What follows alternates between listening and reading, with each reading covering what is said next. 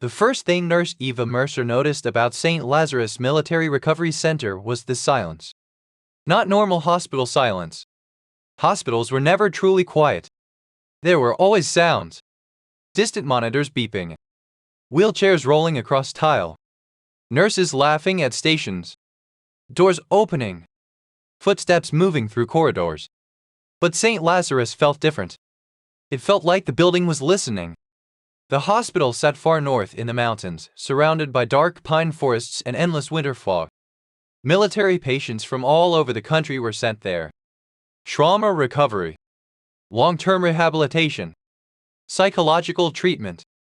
Officially, St. Lazarus treated soldiers no other hospitals could help.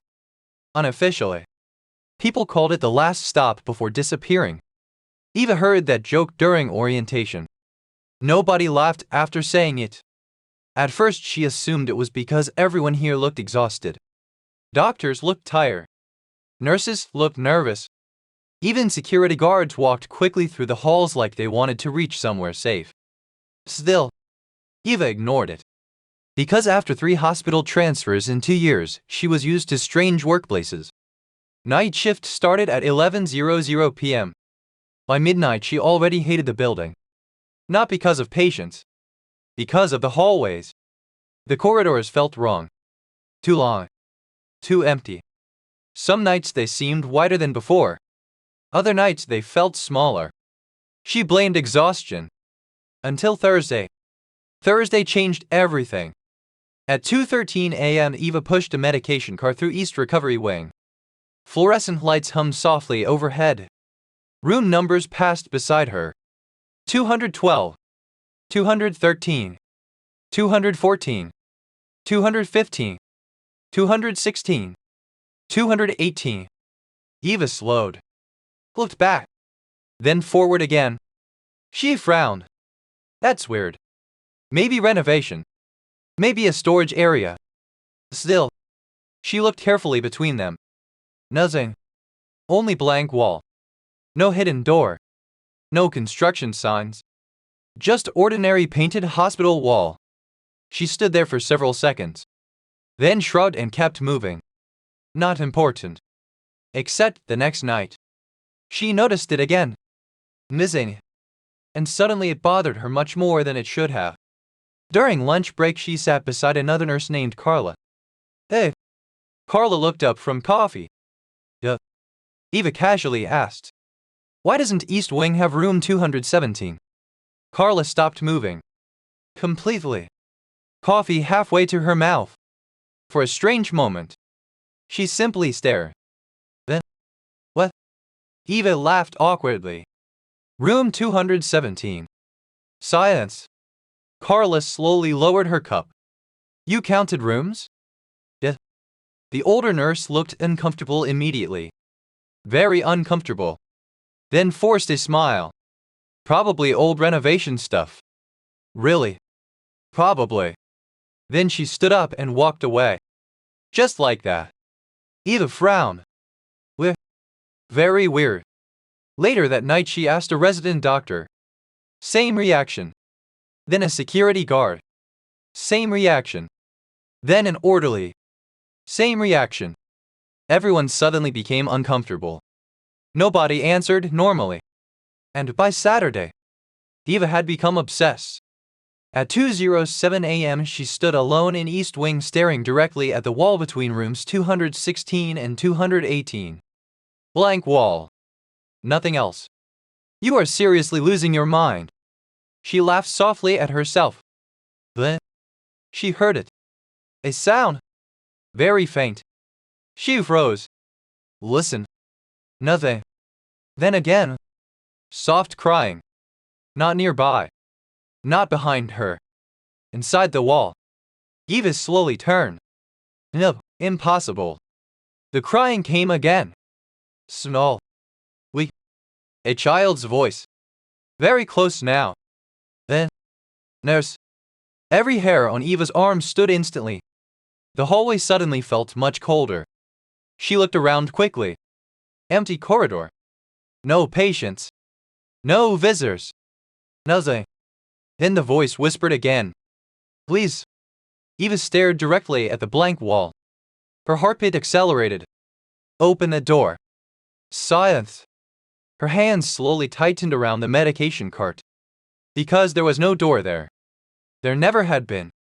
Then, the overhead lights flickered once. Just once. And for less than a second, Eva saw something impossible. A hospital room door. Directly between 216 and 218. Room number 217. Then the lights stabilized. The door disappeared. Only blank wall remained. Eva stopped breathing. Behind her, someone quietly said, "You heard it too." Eva spun around so fast the medication cart nearly tipped over. A man stood at the far end of East Wing. Military uniform. Dark overcoat. Hands folded behind his back. Perfect posture. Perfect stillness. He looked old. Not elderly. Just old in a way Eva couldn't explain. Like a photograph walking around in human form. She frowned immediately. Patients weren't allowed in this wing after midnight. So, no answer. Sir, visiting hours ended hours ago. The man slowly looked toward her. And Eva's stomach tightened. Because something felt wrong. Not his face. His uniform. Military insignia she didn't recognize. Strange patches. No visible name tag. And somehow, his uniform looked decades old. The man calmly looked toward the wall between rooms 216 and 218. Then back toward Eva. "You heard the crying." Not a question. A statement. Eva swallowed. "How do you know that?" The man ignored her completely. Instead, he slowly walked closer. His footsteps made almost no sound. Most people never hear it. Eva's pulse accelerated. "Who are you?" He stopped several feet away. Then quietly answered. "Captain Elias Ward." Something about the name felt oddly familiar. Eva couldn't explain why. Then Elias looked back toward the wall. It remembers people differently now. Cold moved through Eva's spine. What remembers people? Silence. Then, Elias asked, "How long have you worked here?" 5 days. His expression changed immediately. Not surprised. Fear. Actual fear. Only 5. Eva frowned. Does... Elias looked toward the floor. Then whispered softly. "That's impossible." Silence. The hallway lights flickered again. Longer this time. And suddenly, Eva noticed something strange. Very strange. Elias cast no shadow. None. The overhead lights illuminated the floor behind him perfectly. Empty. Her blood went cold. Slowly. Very slowly. Eva stepped backward. Elias noticed immediately. For a long moment neither spoke. Then he sighed. A tired sound. "You finally saw it." Eva whispered. "Who are you?" Elias looked sad suddenly. Not threatening. Not angry. Just exhausted. I asked myself that for a very long time. Then he looked directly at her. And for the first time, Eva realized something horrifying. She knew his face. Not from real life. From somewhere else. Killer. Tonight. Her eyes widened. Because beside the nurse's station, there had been framed military photographs hanging near administration. Old recovery wing staff photos.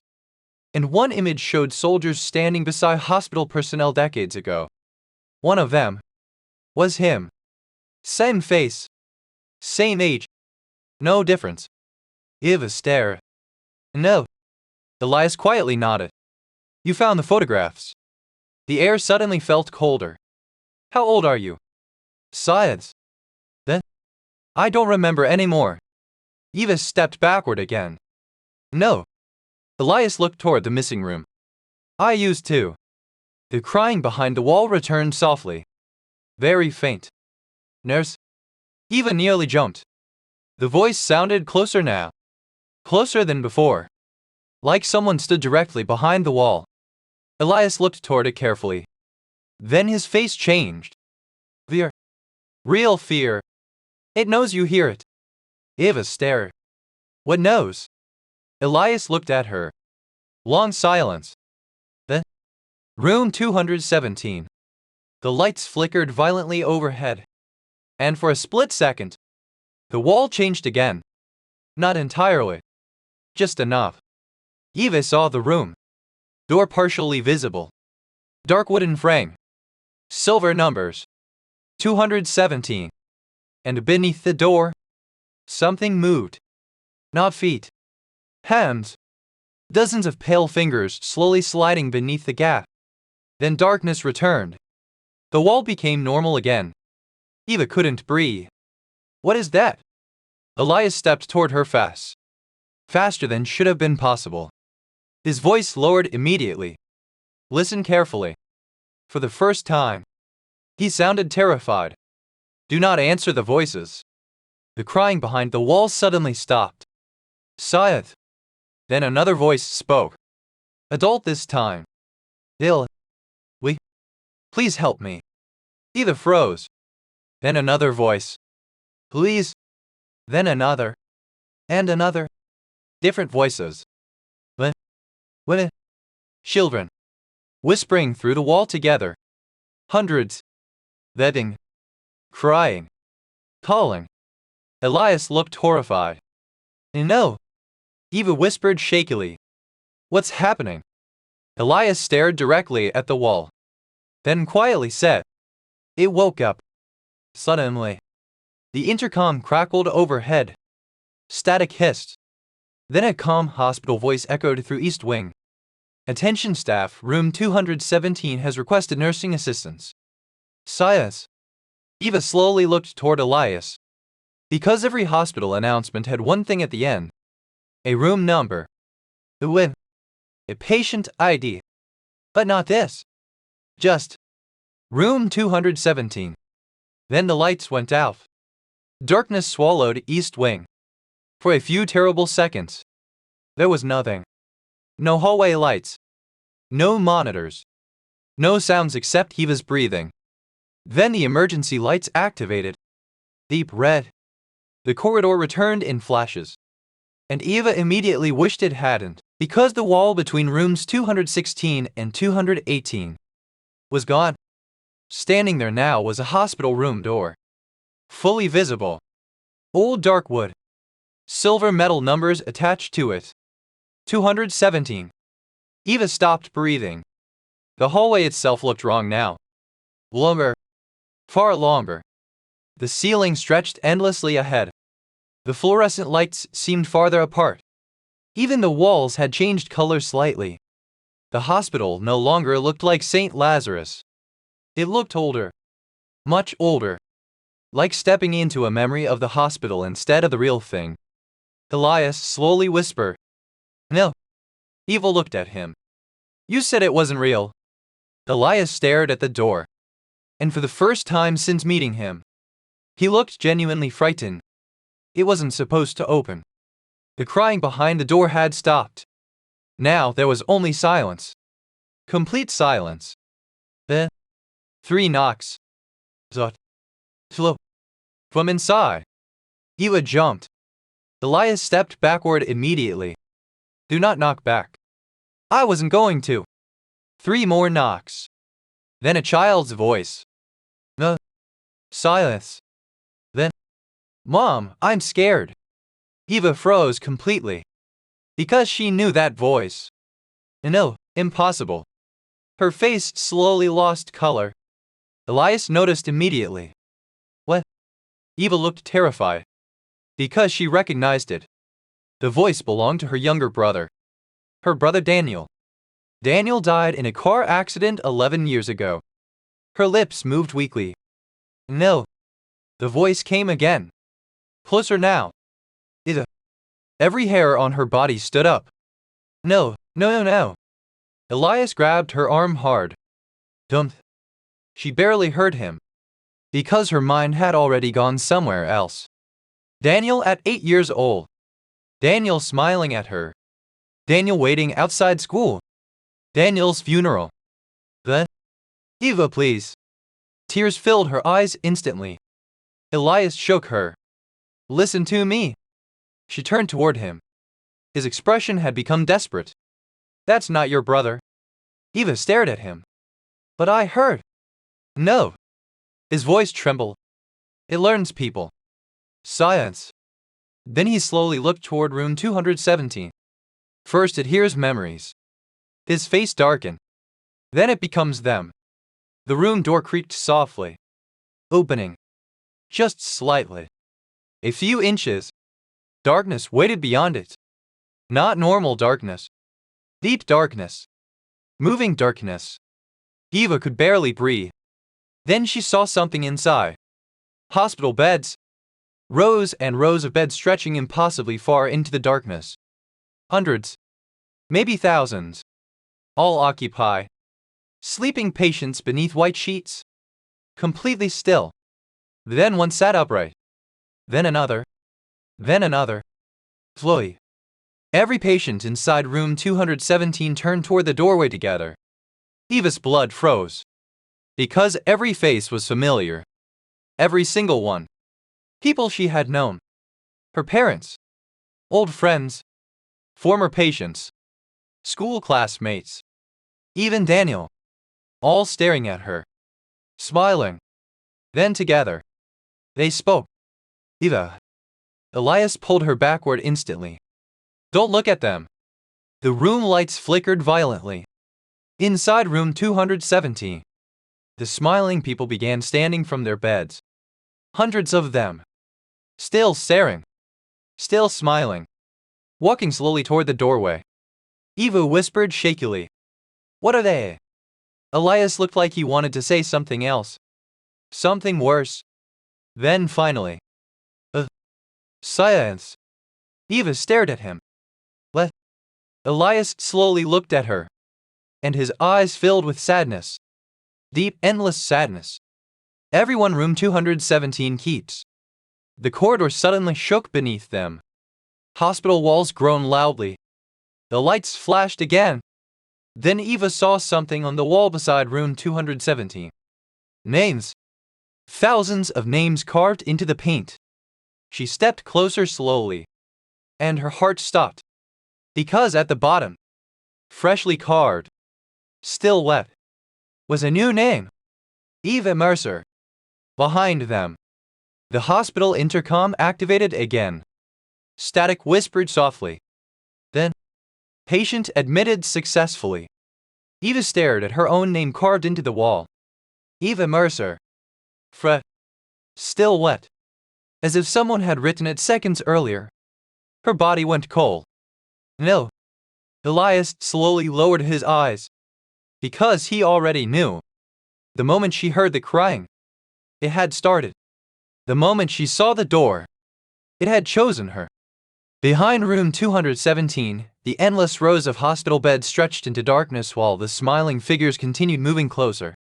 Not fast. So patient. Like they knew there was nowhere left to run. The intercom crackled again. Patient admitted successfully. Preparing long-term placement. Eva stepped backward. What does that mean? Elias looked exhausted. Not physically. Soul deep exhausted. Like someone carrying centuries. It means the room believes you belong here now. Eva looked at him sharply. Believes? He nodded. Room 217 wasn't built. Science. Then quietly. It grew. The corridor lights flickered violently again. The walls around East Wing were changing. Peeling. Aging. Hospital paint crumbling away. Beneath it. Older walls appear. Different walls. Different years. Eva suddenly saw military symbols from decades ago. Old medical posters. Ancient patient boards. Reality itself was peeling back layer by layer. Elias looked toward room 217. During wartime, they tried experimental memory treatment here. Eva stared at him. For trauma. Yes. His expression darkened. They thought pain could be removed. The corridor groaned around them. They separated fear. Separated grief. Separated guilt. He looked toward the open doorway. But they had nowhere to put it. Science. Then, They put it inside one room. Eva slowly turned toward the darkness inside 217. Her stomach dropped. No, no, no. Elias nodded weakly. The memories stayed. The smiling people inside the room had reached the doorway now. Daniel stood in front. Still smiling. Still wrong. Then he whispered, "Come inside." Eva stepped backward immediately. No. Daniel smiled wider. Please. More figures gathered behind him. Her parents. Friends. Patients. Faces from every stage of her life. Watching. Waiting. Elias grabbed her wrists. We have to go. Where? His eyes shook slightly. For people like me. He looked toward the room. There isn't anywhere. Eva froze. What do you mean? Elias stared at her quietly, then pointed toward the wall of names. Slowly. She followed his hand upward, past thousands of names, past military ranks, past decades of carvings. Then she found it. Near the center. Elias Ward. Admitted 1968. Eva stopped breathing. No. Elias gave a sad smile. I heard someone crying too. Everything broke apart in her mind. No, that meant Elias wasn't trapped near room 217. He was trapped inside it. He looked toward the smiling figures. I forgot my own face after a while. His eyes became distant. Forgot my family. Science. Then softly. Forgot being alive. Tears filled Eva's eyes. You've been here all this time? He looked at her. For me.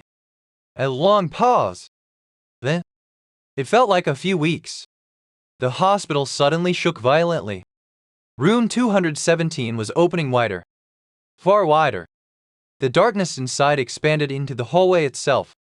Beds emerging. Chairs emerging. Hospital walls stretching into impossible space. The room was growing. And it was swallowing East Wing. The intercom spoke again. Room assignment complete. Daniel stepped forward from the darkness. Hand extended. Eva. Behind him. Hundreds of smiling faces waited. Elias slowly stepped between her and the room. Eva looked at him. What are you doing? For the first time. He smiled. A real smile. Not sad. Peaceful. I finally remembered something. The hallway lights dimmed. Elias looked toward her quietly. My sister was a nurse too. Eva shook her head immediately. No. He gently pushed her backward. Run. Elias. Run. He turned toward room 217 and stepped forward. Immediately. Every smiling face changed. Their smiles vanished. Fear appeared. Real fear. Because Elias remembered something stronger than the room. Himself. The darkness inside 217 twisted violently. Screaming erupted. The hospital trembled. Eva ran. Through collapsing hallways. Past flickering lights. Past walls shifting around her. Behind her. The entire East Wing screamed. Not people. The building itself. Everything went white. Eva woke 3 days later. St. Lazarus looked normal again. Doctors said she collapsed from exhaustion. Security footage showed her unconscious near room 216. No room 217 existed. No record. No mention. Nothing. Weeks later, Eva stood outside East Wing one final time before transferring hospitals. She looked toward the hallway quietly. Blank wall. Nothing there.